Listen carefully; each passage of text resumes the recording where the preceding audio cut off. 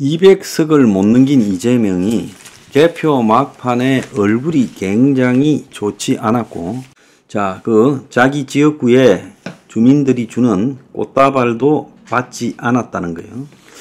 그래서 왜 이재명이 이렇게 압승을 했는데 다른 사람들은 다 환호를 하고 난리가 났는데 이재명의 표정이 개표장에서도 굳었다는 거예요. 6시 출구조사 나오는데 10분 전에 민주당 상황실에 도착한 이재명의 표정이 굳었고, 이후 결과가 발표되기 직전까지 휴대전화만 들여다봤어요.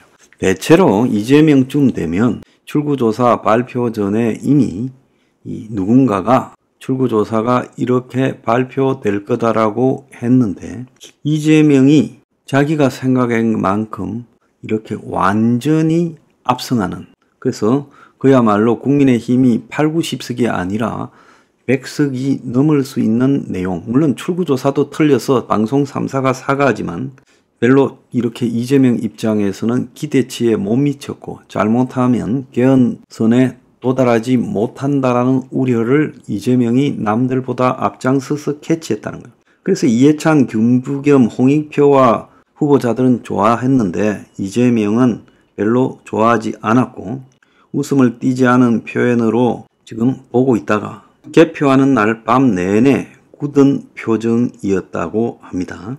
그래서 이재명이가 접전지역 일부 패배가 예측이 되자 시종 굳은 표정이었고, 자기 당선이 확실한 이후에도 지지자들이 준비한 꽃다발도 받지 않고 굳어 있었다는 거예요. 그리고 이해찬은 이와 관련해서 함부로 한 말에 의석을 꽤 잃었다라고 언급을 했어요. 선대위 해단식, 어제 있었던 해단식에서 국회의원이 됐다고 말 함부로 하거나 겸손하지 않은 사람은 있는데 말 조심해라. 그래서 이번 선거 과정에서도 그런 사람들 때문에 꽤 의석을 잃었다라고 말했습니다. 이재명이 이렇게 한 이유가 뭘까? 그것은요, 이재명은 이번 선거에서 기본적으로 200석을 훨씬 넘기기를 기대했습니다. 실제로 그렇게 되지 못하면서 이재명 입장에서는 하나가 좀 충격적인 고민으로 다가왔을 거예요. 이재명이가 지금 겪고 있는 사법 리스크가 그 문제입니다. 선거 이긴 거는 선거 이긴 거고, 이재명은 지금 윤석열이 탄핵이 가능한 의석이 되어야 윤이 자신한테 완전히 굴복이 되면서 이번 선거를 통해 가지고 윤을 그야말로 언제든지 내쫓고 개헌할 수 있는 상태로 만들어서 재판 과정에 대한 일종의 담보물로 쓰려고 했죠. 지금 이 개헌 탄핵 의석을 확보 못하면서 지금 이 문제에서 계속 시달릴 수밖에 없다.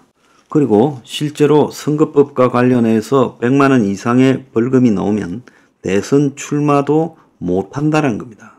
이재명이 지금 재판은 위정교사, 대장동, 백현동, 성남FC 뇌물혐의, 공직선거법 위반 등 3가지로 지금 재판받고 있는데, 이 과정에서 물론 이 대북 송금 등과 관련해서 추가 기소가 될 가능성도 있어요.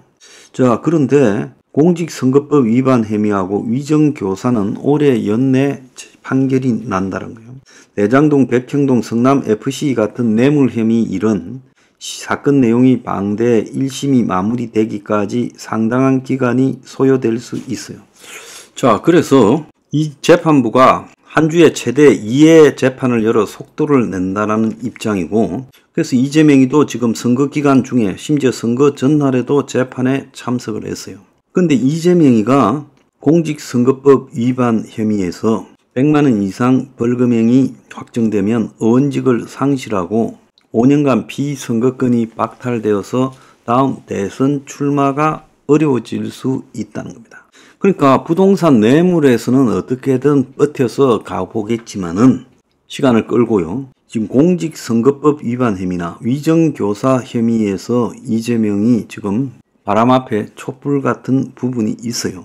조국도 지금 1심, 2심에서 입시 비리로 징역 2년을 선고받았는데, 최종 심인 대법원은 사실관계를 다루는 게 아니라 2심에 법리 위반이 있는지만 따지는 법률심이기 때문에 결과가 뒤집힐 가능성이 적고, 그래서 조국이 형이 확정되면 비례대표를 물려주고 이제 깜빵에 가고 깜빵 안에서 당대표를 하고 그리고 형을 마치고 나오더라도 5년간 피선거권이 박탈되기 때문에 조국도 대선에 나오기가 어려운 상황이에요. 그래서 조국이 방송 인터뷰에서 대법원에서 실형이 확정되면 감옥에 가고 몸 관리해서 나오겠다 이렇게 지금 말을 했죠. 근데 조국이 당선된 날 상고심의에 배당이 됐는데 대법관이 확정이 됐는데 재판부가 주심이 정경심의에게 항소심 실형을 선고한 대법관이 맡게 됐다는 거예요.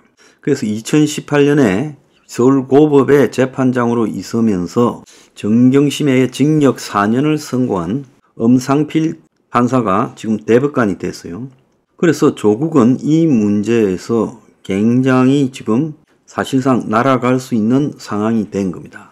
그래서 조국이요 어제 당선 다음날 검찰청 앞으로 가가지고 검찰에 마지막 경고를 한다. 김건희 적각 소환하라. 김건희 특검법 추진하겠다. 총선 민심 수용하는 대통령이라면 거부권 행사 못할 거다.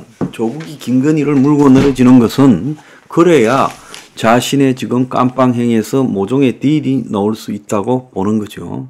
자, 그런데 이재명이는 사실상 조국보다 더 가까이 조국은 지금 어차피 깜빵 갈 걸 상당히 각오하고 2판 4판으로 지금 정권을 압박해서 출구를 찾아보고 딜이 안 되면 그야말로 밀어붙여 가지고 정권을 무너뜨리겠다. 이걸 지금 생각하고 있을 거예요. 자, 이재명은 그게 아니라 다음 대선에 조국보다 월등하게 가까이 가 있다라고 생각하는 입장에서 이번에 200석만 넘겼다면 윤 정권과 모종의 딜이 될 수 있었을 거라고 생각을 했는데 200석이 못 넘기면서 상당한 시간이 소요되고 어려움이 지금 발생할 거다. 이렇게 지금 보고 있는 거예요. 그래서 사실상 조국 같은 경우에는 깜빵에 가는 부분을 어느 정도 이 베이스에 깔고 2판 4판으로 지금 한번 정권을 협박하고 딜을 쳐볼까 이런 생각을 하고 있고 이재명은 200석만 넘으면 저절로 딜이 될 거라고 생각했는데 지금 막판에 접전지가 패배하는 곳이 있으면서 국민의힘이 108석을 얻어서 이재명은 지금 자기 계산이 어긋나 버린 거예요. 그래서 이재명은 표정이 어둡고 조국은 신이 난 겁니다. 자, 범죄자 둘이 지금 선거 다음날 대성을 하고도 기분 나쁜 이재명 그리고 12석을 얻어서 신이 난 막 가는 조국 지금 둘이의 그 표정이 다른 이유였습니다.